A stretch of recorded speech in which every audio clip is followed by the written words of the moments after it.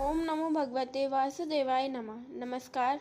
आज हम इस वीडियो में बृहस्पतिवार व्रत कथा सुनाने जा रहे हैं, जिसके सुनने मात्र से भगवान विष्णु धन धान्य सुख शांति प्रदान करते हैं। तो अब सुनते हैं बृहस्पतिवार की कथा। एक समय की बात है कि भारतवर्ष में एक राजा राज करता था। वह बड़ा ही प्रतापी और दानी था। वह प्रतिदिन मंदिर में दर्शन करने जाता और ब्राह्मण और गुरु की सेवा किया करता था। उसके द्वार से कोई भी निराश होकर नहीं लौटता था तथा वह प्रत्येक गुरुवार को व्रत रखता एवं पूजन करता था। हर दिन गरीबों की सहायता करता था, परंतु यह सब बातें उसकी रानी को अच्छी नहीं लगती थीं। वह ना तो व्रत करती, ना ही किसी को एक पैसा दान में देती थी तथा राजा से भी ऐसा करने को मना करती थी। एक समय की बात है जब राजा शिकार खेलने वन को गए और घर पर रानी और दासी थीं। उस समय गुरु बृहस्पति एक साधु का रूप धारण कर राजा के दरवाजे पर भिक्षा मांगने आए। रानी से भिक्षा मांगी तो वह कहने लगे कि हे साधु महाराज, मैं इस दान और पुण्य से तंग आ गई हूँ। मेरे से घर की ही कार्य समाप्त नहीं होते। इस कार्य के लिए तो पतिदेव ही बहुत हैं। अब आप इस प्रकार कृपा करें कि यह सब धन नष्ट हो जावे तथा मैं आराम से रह सकूं। साधु बोले, हे देवी, तुम तो बड़ी विचित्र हो। संतान और धन से कोई दुखी नहीं होता है, इसको सभी चाहते हैं। पापी भी पुत्र और धन की इच्छा करता है। अगर तुम्हारे पास धन अधिक है तो भूखे मनुष्यों को भोजन कराओ, प्याऊ लगवाओ, ब्राह्मणों को दान दो, धर्मशाला बनवाओ, कुआं, तालाब, बावड़ी, बाग बगीचों आदि का निर्माण कराओ तथा निर्धन मनुष्यों की कुंवारी कन्याओं का विवाह कराओ और अनेकों यज्ञ आदि धर्म करो। इस प्रकार के कर्मों से आपके कुल का और आपका नाम परलोक में सार्थक होगा एवं स्वर्ग की प्राप्ति होगी। परंतु वह रानी इन बातों से खुश ना हुई। वह बोली, हे साधु महाराज, मुझे ऐसे धन की भी आवश्यकता नहीं जिसको और मनुष्य को दान दूं तथा जिसको रखने संभालने में ही मेरा सारा समय नष्ट हो जाए। साधु महाराज ने कहा, हे देवी, तुम्हारी ऐसी इच्छा है तो ऐसा ही होगा। मैं तुम्हें जैसा बताता हूँ तुम वैसा ही करना। बृहस्पतिवार के दिन घर को गोबर से लीपना, अपने केशों को धोना, केशों को धोते समय स्नान करना, राजा से कहना कि वह हजामत बनवाए, भागजन में मांस मदिरा खाना, कपड़ा धोबी के यहाँ धुलने डालना। इस प्रकार 7 बृहस्पतिवार करने से तुम्हारा सब धन नष्ट हो जाएगा।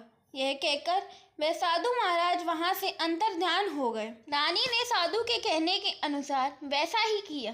3 बृहस्पतिवार ही बीते थे कि उसकी समस्त धन संपत्ति नष्ट हो गई और भोजन के लिए दोनों समय परिवार तरसने लगा तथा सांसारिक भोगों से दुखी रहने लगे। तब वह राजा रानी से कहने लगा, हे रानी, तुम यहाँ पर रहो, मैं दूसरे देश को जाऊँ, क्योंकि यहाँ पर मुझे सभी मनुष्य जानते हैं, इसलिए कोई कार्य भी नहीं कर सकता।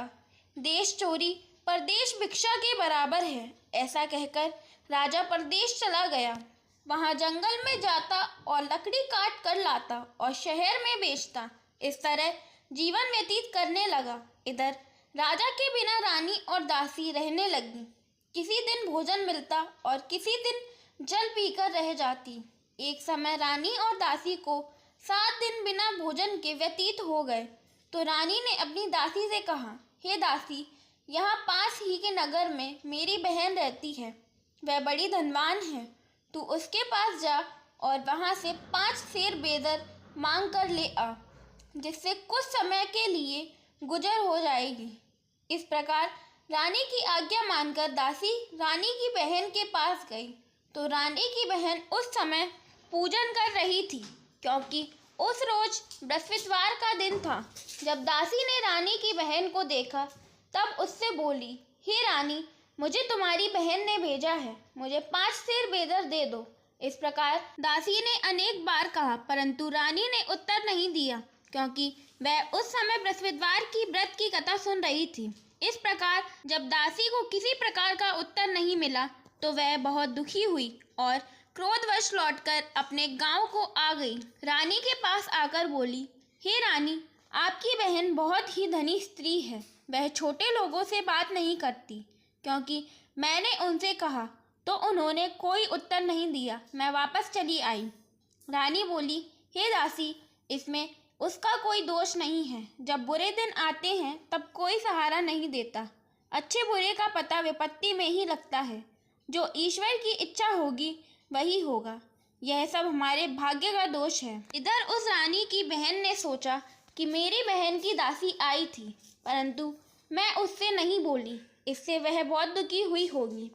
यह सोच कथा को सुन और विष्णु भगवान का पूजन समाप्त कर वह रानी अपनी बहन के घर चल दी और आकर अपनी बहन से कहने लगी, हे बहन, मैं बृहस्पतिवार का व्रत कर रही थी जब तुम्हारी दासी आई, परंतु जब तक कथा होती है तब तक ना उठते हैं और ना बोलते हैं, इसलिए मैं ना बोली। कहो दासी, क्यों आई थी? रानी बोली, हे बहन, हमारे घर अनाज नहीं था। वैसे तुमसे कोई बात छिपी नहीं है, इस कारण मैंने दासी को तुम्हारे पास 5 सेर बेजर के लिए भेजा था। रानी की बहन बोली, बृहस्पति भगवान सबकी मनोकामना पूरी करते हैं। देखो, शायद तुम्हारे घर में अनाज रखा हो। इस प्रकार का वचन जब रानी ने सुना तो घर के अंदर गई। वहां उसे एक घड़ा बेजर से भरा मिला था। तब वह रानी और बांदी बहुत खुश हुई। दासी कहने लगी, हे रानी, देखो, वैसे ही हमको भोजन नहीं मिलता तो हम रोज ही व्रत करते हैं। अगर इनसे व्रत की विधि और कथा पूछ ली जावे तो उसे हम भी किया करेंगे। तब रानी ने अपनी बहन से पूछा, हे बहन, बृहस्पतिवार के व्रत के क्या नियम है? तब रानी की बहन ने बतलाया, बृहस्पतिवार के व्रत में चने की दाल और मुनक्का से भगवान विष्णु के केले की जड़ में पूजन करें तथा दीपक जलावे, पीला भोजन करें तथा कथा सुने। इस प्रकार करने से गुरु भगवान प्रसन्न होते हैं, अन्न, पुत्र और धन देते हैं, मनोकामना पूरी करते हैं।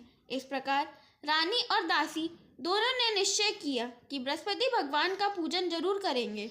7 रोज बाद बृहस्पतिवार आया तो उन्होंने व्रत रखा। दासी गुड़शाला में जाकर चना और गुड़ बीन लाई तथा उसकी दाल से केले की जड़ तथा विष्णु भगवान का पूजन किया। अब भोजन पीला कहाँ से आए? दोनों बड़ी दुखी हुई, परंतु उन्होंने व्रत किया था, इस कारण गुरु भगवान प्रसन्न थे। 2 थालों में सुंदर पीला भोजन लेकर आए और दासी को देकर बोले, हे दासी, यह तुम्हारे और रानी के लिए भोजन है, तुम दोनों भोजन कर लेना। दासी भोजन पाकर बड़ी प्रसन्न हुई और रानी से बोली, चलो रानी जी, भोजन कर लो। रानी को इस विषय में कुछ पता नहीं था, इसलिए वह दासी से बोली, तू ही भोजन कर, क्योंकि तू हमारी व्यर्थ में हंसी उड़ाती है। दासी बोली कि एक महात्मा भोजन दे गया है। रानी कहने लगी, वह भोजन तेरे लिए दे गया है, तू ही भोजन कर। दासी ने कहा, वह महात्मा हम दोनों को 2 थाल में भोजन दे गया है, इसलिए हम और तुम दोनों ही साथ साथ भोजन करेंगे। इस प्रकार रानी और दासी ने गुरु भगवान को नमस्कार कर भोजन प्रारंभ किया। तब वे प्रत्येक बृहस्पतिवार को गुरु भगवान का व्रत और विष्णु भगवान का पूजन करने लगी। बृहस्पति भगवान की कृपा से रानी और दासी के पास धन हो गया। फिर वह इसी प्रकार आलस्य करने लगी। तब दासी बोली, देखो रानी, तुम पहले इस प्रकार आलस्य करती थी और तुम्हें धन रखने में कष्ट होता था, इस कारण सभी धन नष्ट हो गया। अब गुरु भगवान की कृपा से धन मिला है, हमें दान पुण्य करना चाहिए। दान में भूखे मनुष्यों को भोजन कराओ, प्याऊ लगवाओ, ब्राह्मणों को दान दो, कुआं, तालाब, बावड़ी आदि का निर्माण करो, मंदिर और पाठशाला बनवाकर दान दो, कुंवारी कन्याओं का विवाह कराओ, धन को शुभ कार्यों में खर्च करो, तुम्हारे कुल का यश बढ़े तथा स्वर्ग प्राप्त हो और पितृ प्रसन्न हो। तब रानी ने इसी प्रकार के कर्म करने प्रारंभ कर दिए तो काफी यश फैलने लगा। एक दिन रानी और दासी विचार करने लगी कि न जाने हमारे राजा किस देश में होंगे, उनकी कोई खोज खबर नहीं है। गुरु भगवान से उन्होंने प्रार्थना की तो एक दिन भगवान ने रात्रि में राजा के स्वप्न में कहा, हे राजन, उठो, तेरी रानी तुझको याद करती है, अपने देश को चले जाओ। राजा प्रातःकाल उठा और विचार करने लगा, स्त्री खाने और पहनने की ही जाती होती है, पर भगवान की आज्ञा मानकर वह अपने नगर को तैयार हुआ। इससे पूर्व जब राजा परदेश चला गया था तो परदेश में दुखी रहने लगा। प्रतिदिन जंगल में से लकड़ी बीनकर लाता और उन्हें शहर में बेचकर अपने दुखी जीवन को बड़ी कठिनता से व्यतीत करता था। एक दिन राजा दुखी हो अपनी पुरानी बातों को याद करके रोने लगा। तब उस जंगल में बृहस्पति देव एक साधु का रूप धारण कर आए और राजा के पास आकर बोले, हे लकड़हारे, तुम इस सुनसान जंगल में किस चिंता में बैठे हो, मुझको बतलाओ। यह सुनकर राजा के नेत्रों में जल भर आया और साधु की वंदना कर बोला, हे प्रभु, आप सब कुछ जानने वाले हो। इतना कहकर साधु को अपनी कहानी सुना दी। महात्मा दयालु होते हैं। वे राजा से बोले, हे राजन, तुम्हारी स्त्री ने बृहस्पति देव का अपमान किया था, जिस कारणवश तुम्हारी यह दशा हुई है। अब तुम किसी प्रकार की चिंता मत करो, भगवान तुम्हें पहले से अधिक धन देगा। देखो, तुम्हारी स्त्री ने बृहस्पतिवार का व्रत प्रारंभ कर दिया है और तुम मेरा कहना मानकर बृहस्पतिवार का व्रत करके चने की दाल व गुड़ को जल के लोटे में डालकर केले का पूजन करो। फिर कथा कहो और सुनो, भगवान तुम्हारी सारी मनोकामना को पूरा करेंगे। साधु को प्रसन्न देखकर राजन बोले, हे प्रभु, मुझे लकड़ी बेचकर इतना पैसा नहीं मिलता जिससे भोजन करने के उपरांत कुछ बचा सकूं। मैंने रात्रि में अपनी रानी को व्याकुल देखा है। मेरे पास कुछ भी नहीं है जिससे उसकी खोज खबर मंगा सकूं, और फिर मैं बृहस्पति देव की कौन सी कथा कहूँ, यह भी मुझको मालूम नहीं है। साधु ने कहा, हे राजन, तुम किसी बात की चिंता मत करो। बृहस्पतिवार के दिन रोजाना की तरह लकड़ियाँ लेकर शहर को जाओ। तुमको रोज से दुगना धन प्राप्त होगा, जिससे तुम भली भांति भोजन कर लोगे तथा बृहस्पति देव की पूजा का सामान भी आ जाएगा। बृहस्पतिवार की कहानी निम्न प्रकार से है। प्राचीन काल में एक ब्राह्मण था। वह बहुत ही निर्धन था। उसके कोई भी संतान नहीं थी। वह नित्य पूजा पाठ करता, परंतु उसकी स्त्री बहुत मलिनता के साथ रहती थी। वह न स्नान करती, न किसी देवता की पूजा करती। प्रातःकाल उठते ही भोजन करती, बाद में कोई अन्य कार्य करती थी। इससे ब्राह्मण देवता बड़े दुखी थे। बेचारे बहुत कुछ कहते थे, किंतु उसका कोई परिणाम न निकलता। भगवान की कृपा से ब्राह्मण की स्त्री के कन्या रूपी रत्न पैदा हुआ और वह कन्या अपने पिता के घर में बड़ी होने लगी। वह बालिका प्रातः स्नान करके विष्णु भगवान का जाप करने लगी, बृहस्पतिवार का व्रत करने लगी। अपने पूजा पाठ को समाप्त करके स्कूल जाती तो अपनी मुट्ठी में जौ भरकर ले जाती और पाठशाला के जाने के मार्ग में डालती जाती। वही जौ स्वर्ण के हो जाते तो लौटते समय उनको बीनकर घर ले आती। एक दिन वह बालिका सूप में सोने के जौ फटक कर साफ कर रही थी तो उसकी माँ ने देखा और कहा, हे बेटी, सोने के जौ को फटकने के लिए सोने का सूप होना चाहिए। दूसरे दिन बृहस्पतिवार था। इस कन्या ने व्रत रखा और बृहस्पति देव से प्रार्थना करके कहा, हे प्रभु, यदि मैंने आपकी पूजा सच्चे मन से की है तो मेरे लिए सोने का सूप दे दो। बृहस्पति देव ने उसकी प्रार्थना स्वीकार कर ली। रोजाना की तरह वह कन्या जौ फैलाती हुई स्कूल को गई और जब लौटकर जौ बीन रही थी तो बृहस्पति देव की कृपा से रास्ते में एक सोने का सूप मिला। उसे वह घर ले आई और उससे जौ साफ करने लगी, परंतु उसकी माँ का वही ढंग रहा। एक दिन की बात है, वह कन्या सोने के सूप में जौ साफ कर रही थी। उस समय शहर का राजपुत्र वहां से होकर निकला। इस कन्या के रूप और कार्य को देखकर मोहित हो गया और अपने घर आकर भोजन तथा जल त्याग कर उदास होकर लेट गया। राजा को इस बात का पता लगा तो अपने मंत्रियों के साथ अपने पुत्र के पास गए और बोले, हे पुत्र, तुम्हें किस बात का कष्ट है? किसी ने तुम्हारा अपमान किया है अथवा कोई कारण है सो कहो, मैं वही कार्य करूँगा जिससे तुम्हें प्रसन्नता होगी। राजकुमार ने अपने पिता की बातें सुनी तो वह अपने पिता से बोला, हे पिताजी, आपकी कृपा से मुझे किसी बात का दुख नहीं है, न किसी ने मेरा अपमान किया है, परंतु मैं उस लड़की के साथ विवाह करना चाहता हूँ जो सोने के सूप में जौ साफ कर रही थी। यह सुनकर राजा आश्चर्य में पड़ गया और बोला, हे पुत्र, इस तरह की कन्या का पता तुम ही लगाओ, मैं उसके साथ तुम्हारा विवाह अवश्य करवा दूंगा। राजकुमार ने अपने पिता के वचन सुनने के पश्चात उस लड़की के घर का पता बतलाया। राजकुमार के बताए पते के अनुसार मंत्री उस लड़की के घर गए और ब्राह्मण कन्या का विवाह राजकुमार के साथ संपन्न हो गया। कन्या के घर से जाते ही पहले की भांति उस ब्राह्मण देवता के घर में गरीबी का निवास हो गया। अब भोजन के लिए अन्न बड़ी मुश्किल से मिलता था। एक दिन दुखी होकर ब्राह्मण देवता अपनी पुत्री के पास गए। बेटी ने पिता को दुखी देखकर अपनी माँ का समाचार पूछा। तब ब्राह्मण ने सभी हाल कह सुनाए। कन्या ने बहुत सा धन देकर अपने पिता को विदा किया। इस तरह ब्राह्मण का कुछ समय सुखपूर्वक व्यतीत हुआ। कुछ दिन बाद फिर वही हाल हो गए। ब्राह्मण फिर अपनी कन्या के घर गया और सभी हाल कहा तो लड़की बोली, हे पिताजी, आप माता जी को यहाँ ले आइए। मैं उन्हें वह विधि बता दूंगी जिससे आपकी गरीबी दूर हो जाएगी।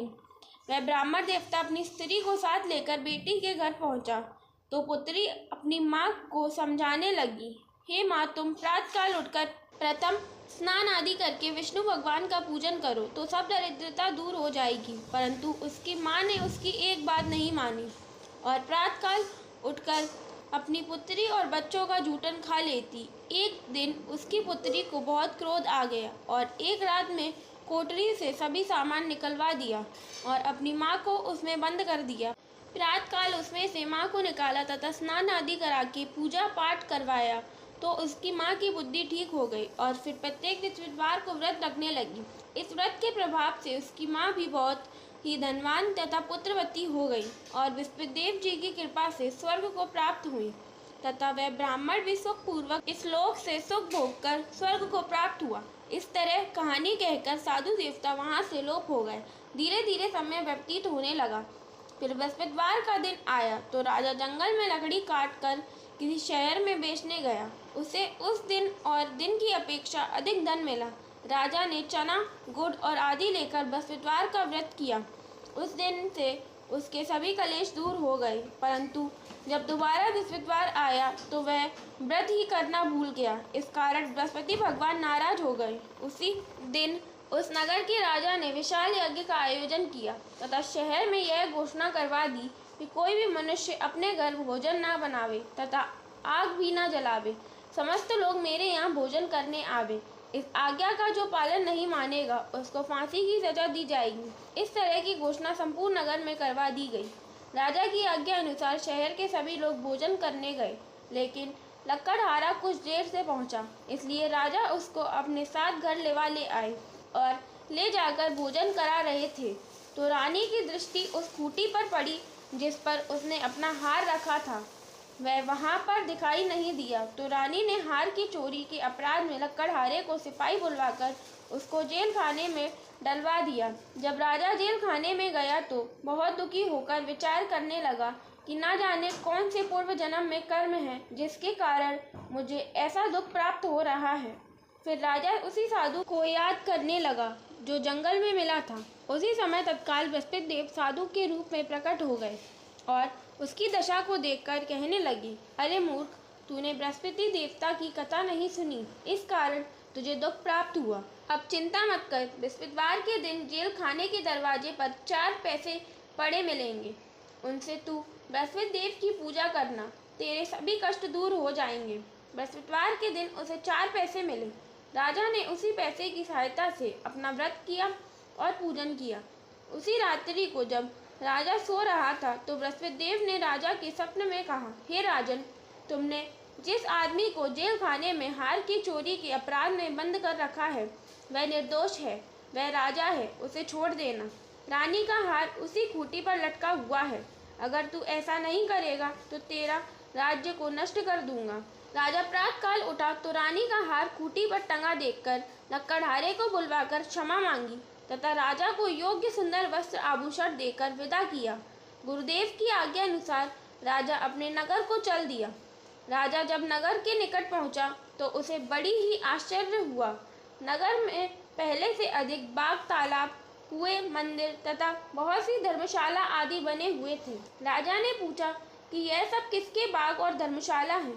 तब नगर के सब लोग कहने लगे कि यह सब रानी और दासी के हैं। तो राजा को आश्चर्य हुआ और गुस्सा भी आया। जब रानी ने यह खबर सुनी कि राजा आ रहे हैं तो उसने दासी से कहा हे दासी, देख राजा हमको कितनी बुरी हालत में छोड़ गए थे। वह हमारी ऐसी हालत देखकर लौट ना जाएं, इसलिए तू दरवाजे पर खड़ी हो जा। रानी की आज्ञा अनुसार दासी दरवाजे पर खड़ी हो गई। जब राजा आए तो उन्हें अपने साथ लिवा लाई। तब राजा ने क्रोध करके अपनी तलवार निकाली और पूछने लगा, यह बताओ कि यह धन तुम्हें कैसे प्राप्त हुआ है। तब रानी ने कहा कि यह सब धन बृहस्पतिवार के व्रत के प्रभाव से प्राप्त हुआ है। राजा ने निश्चय किया कि 7 रोज बाद मैं सभी बृहस्पति देव का पूजन करते हैं, परंतु मैं रोजाना दिन में 3 बार कहानी कहा करूँगा और रोज व्रत करूँगा। अब हर समय राजा के दुपट्टे में चने की दाल बंधी रहती तथा दिन में 3 बार कहानी कहता। एक रोज राजा ने विचार किया कि चलो अपनी बहन के यहाँ हो आवे। इस तरह निश्चय कर राजा घोड़े पर सवार हो अपनी बहन के यहाँ चलने लगा। मार्ग में उसने देखा कि कुछ आदमी एक मुर्दा को लिए जा रहे। उन्हें रोक कर राजा ने कहा, अरे भाई, मेरी बृहस्पतिवार की कथा सुन लो। वे बोले, लो, हमारा आदमी मर गया है और इसको अपनी कथा की पड़ी है।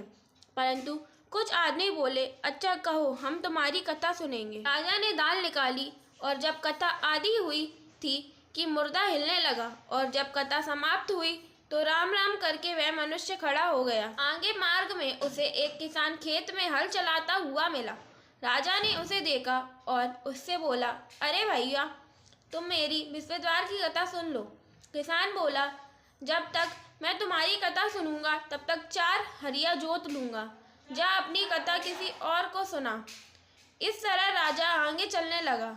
राजा के हटते ही बैल पछाड़ खाकर गिर गए तथा किसान के पेट में बहुत जोर से दर्द होने लगा। उस समय उसकी माँ रोटी लेकर आई। उसने जब यह देखा तो अपने पुत्र से सब हाल पूछा और बेटे ने सभी हाल कह दिए। तो बुढ़िया दौड़ी दौड़ी राजा के पास गई और उससे बोली, मैं तेरी कथा सुनूंगी, तू अपनी कथा मेरे खेत पर ही चल कर कहना। राजा ने बुढ़िया के खेत पर जाकर कथा कही, जिसके सुनते ही वह बैल खड़े हो गए तथा किसान के पेट का दर्द बंद हो गया। राजा अपनी बहन के घर पहुंचा। बहन ने भाई की खूब मेहमानी की। दूसरे रोज प्रातःकाल राजा जगा तो वह देखने लगा कि सब लोग भोजन कर रहे हैं। राजा ने अपनी बहन से कहा कि ऐसा कोई मनुष्य नहीं है जिसने भोजन नहीं किया हो और मेरी बृहस्पतिवार की कथा सुन ले। बहन बोली, हे भैया, यह देश ऐसा ही है। पहले यहाँ लोग भोजन करते हैं, बाद में अन्य काम करते हैं। अगर कोई पड़ोस में हो तो देख आऊँ। वह ऐसा कहकर चली गई, परंतु उसे कोई भी व्यक्ति नहीं मिला जिसने भोजन ना किया हो। अतः वह एक कुम्हार के घर गई जिसका लड़का बीमार था। उसे मालूम हुआ कि उनके वहाँ 3 रोज से किसी ने भोजन नहीं किया है। रानी ने अपने भाई की कथा सुनने के लिए कुम्हार से कहा। वह तैयार हो गया। राजा ने जाकर बृहस्पतिवार की कथा कही, जिसको सुनकर उसका लड़का ठीक हो गया। अब तो राजा की प्रशंसा होने लगी। एक दिन राजा ने अपनी बहन से कहा, हे बहन, हम अपने घर को जाएंगे, तुम भी तैयार हो जाओ। राजा की बहन ने अपनी सास से कही तो सास बोली, हाँ चली जाओ, परंतु अपने लड़कों को मत ले जाना, क्योंकि तेरे भाई की कोई औलाद नहीं है। बहन ने अपने भाई से कहा, हे भैया, मैं तो चलूँगी, मगर मेरा कोई बालक नहीं जाएगा। राजा बोला, जब कोई बालक नहीं जाएगा तब तुम ही क्या करोगी। बड़े दुखी मन से राजा अपने नगर को लौट आया। राजा ने अपनी रानी से कहा, हम निर्वंशी राजा हैं, हमारा मुंह देखने का धर्म और कुछ नहीं है, भोजन आदि नहीं किया। रानी बोली, हे नाथ, जब बृहस्पति देव ने हमें सब कुछ दे दिया है तो औलाद भी अवश्य देंगे। उसी रात बृहस्पति देव ने राजा को स्वप्न में कहा, हे राजन, उठ, सभी सोच को त्याग दे, तेरी रानी गर्भ से है। राजा को यह बात सुनकर बड़ी खुशी हुई। 9वें महीने में रानी के गर्भ से एक सुंदर पुत्र प्राप्त हुआ। तब राजा बोला, हे रानी, स्त्री बिना भोजन के रह सकती है, बिना कहे नहीं रह सकती। जब मेरी बहन आवे तो मुझसे कुछ मत कहना। रानी ने सुनकर हाँ कह दिया। जब राजा की बहन ने शुभ समाचार सुना तो वह बहुत खुश हुई तथा बधाई लेकर अपने भाई के घर आई। तब रानी ने कहा, घोड़ा चढ़कर तो नहीं आई, गधा चढ़ आई। राजा की बहन बोली, भाभी, मैं इस प्रकार ना कहती तो तुम्हें औलाद कैसे मिलती। बृहस्पति देव ऐसे ही हैं, जैसे जिसके मन में कामनाएं हैं सभी को पूर्ण करते हैं। जो सद्भावना पूर्वक बृहस्पतिवार का व्रत करता है एवं कथा पढ़ता है अथवा सुनता है और दूसरों को सुनाता है, बृहस्पति देव उसकी सभी मनोकामनाएं पूर्ण करते हैं। जैसी सच्ची भावना से रानी और राजा ने बृहस्पति देव की कथा का गुणगान किया तो उनकी सभी इच्छाएं बृहस्पति देव जी ने पूरी की। इसलिए सबको कथा सुनने के बाद प्रसाद लेकर जाना चाहिए। हृदय से उनका मनन करते हुए जयकारा बोलना चाहिए।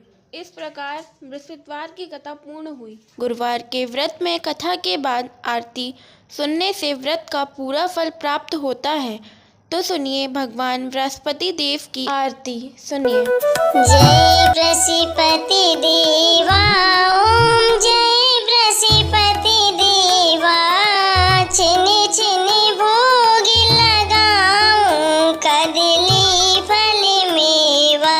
ओम जय बृहस्पति देवा, तुम्हें पूरण परिमात्मा, तुम्हें अंतर्यामी, स्वामी तुम्हें अंतर्यामी, जगत पिता जगदीश्वर, तुम्हें सबके स्वामी। ओम जय बृहस्पति देवा, चरणामृत निज निर्मल, सभी पातक हरता, स्वामी सभी पातक हरता, सकल मनोरथ दायक, कृपा करो भरता। ओम जय बृहस्पति देवा, तन मन धन अर्पण करे, जो जन शरण पड़े, स्वामी जो जन शरण पड़े, प्रभु प्रगट तब हो कर आकर द्वार खड़े। ओम जय बृहस्पति देवा, दीन दयाल दयानिधि, भगतन हितकारी, स्वामी भगतन हितकारी, पापी दोष सब हरता, भवि बंधन हारी। ओम जय बृहस्पति देवा, सकल मनोरथ दायक, सभी संशय हारी, स्वामी सभी संशय हारी, विषय विकारी मिटाओ, संतन सुखकारी। ओम जय बृहस्पति देवा, जो कोई आरती तेरी प्रेम सहित गावे, स्वामी प्रेम सहित गावे, ज्येष्ठानंद आनंद सुनिश्चय पावे। ओम जय बृहस्पति देवा, जय बृहस्पति देवा, ओम जय बृहस्पति देवा, छिनि छिनि भोग लगाऊं कदली फल मेवा। ओम जय बृहस्पति देवा। गुरुवार व्रत में बृहस्पति देव की आरती सुनने से भगवान विष्णु प्रसन्न होते हैं और मोक्ष की प्राप्ति कराते हैं। जय श्री हरि, जय लक्ष्मी नारायण की। बोलिए बृहस्पति देव भगवान की जय।